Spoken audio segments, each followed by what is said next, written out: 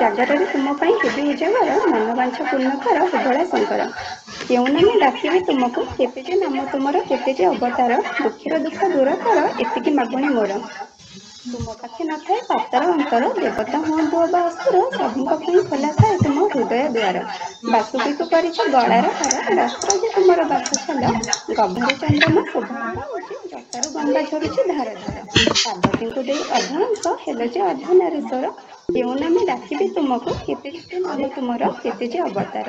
ଥାଳିରେ ସଜେଇ ଆଣିଛି ମୁଁ ଦୁଦୁରା ଅରଖ କ୍ଷୀର ସାଥେ ବେଲ ପତ୍ର ଜାଗରରେ ତୁମ ପାଇଁ ହେବି ଉଜାଗର ମନବାଞ୍ଛା ପୂର୍ଣ୍ଣ କର ହେଭଳା ଶଙ୍କର।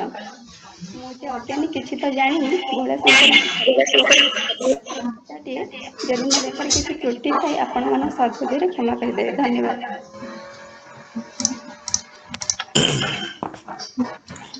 हे शिव सदाशिव शंकर महिष श्रीचरणी निवेदन दिय ही आशीष। आपणकर समर्पित भाव एवं शिवଙ୍କ प्रति जो भावपूर्ण लेखा निश्चित महिमामय और निश्चित आम मन को टाणी नहीं।